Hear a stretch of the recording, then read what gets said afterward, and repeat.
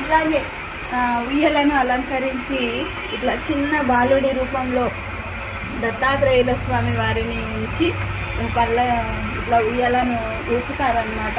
భజనలు, కీర్తనలు, సంకీర్తనలు, అసలు అమోఘము, ఇంకొక దేవలోకంలో ఉన్నామా అనేలాగా ఉంటుందన్నమాట ఆ రోజు.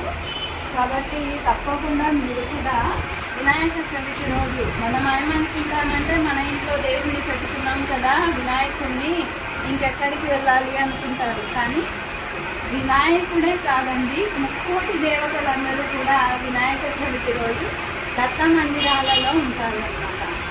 ఎంతమంది ముక్కోటి దేవతలు ఉన్నారో వాళ్ళందరూ ఈయనకు జోలపాటలు పాడి ఉయ్యాలలో ఎక్కడానికి వస్తారు.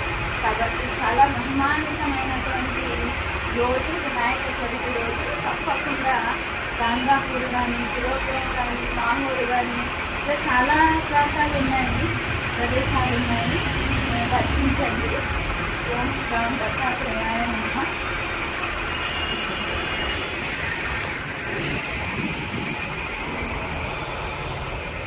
మనం ఇక్కడ చూసుకున్నట్లయితే దత్తాత్రేయ స్వామి వారి విశ్వరూపం అండి ఇది. ఒక్కొక్క జన్మలో ఒక్కొక్క అవతారం మనకి చూపించడం జరిగింది. చాలామంది ఉన్నారనమాట మనకు గురు సాంప్రదాయంలోకి వస్తే కనుక. అలాగే ఈరోజు నేను ఈ స్టిక్కర్ని అతికించడం జరిగిందండి నేను ఈ మందిరంలో. ఎందుకు అన్నట్లయితే నేను గద్వాలలో దత్తాత్రేయ స్వామి గారి మందిరాన్ని నిర్మించబోతున్నాను అన్నమాట. ఈ మధ్యనే నేను భూమి పూజ కూడా చేసి వచ్చాను. నవంబర్ 15వ తేదీ భూమి పూజ కూడా జరిగిందనమాట. భక్తులు వాళ్ళకి తోచినంత నాకు ఏమంటారు విరాళాలు ఇచ్చారండి. ఆ విరాళాలు నాకు భూమి పూజ వరకు సరిపోయినాయి. చాలా చాలా ధన్యవాదాలు. నేను ఇంకా గుడి నిర్మాణాన్ని మొదలు పెట్టాలి అనుకుంటున్నాను. నిజంగా చెప్పాలంటే నా దగ్గర ఒక స్థలం మాత్రమే ఉంది. ఏమాత్రం నా దగ్గర ఏమీ లేదు. నేను చిన్న కూలి పని చేసుకునేదాన్ని అనమాట. చిన్న టీచర్, కూలి పని కాదు, చిన్న టీచర్ని నేను.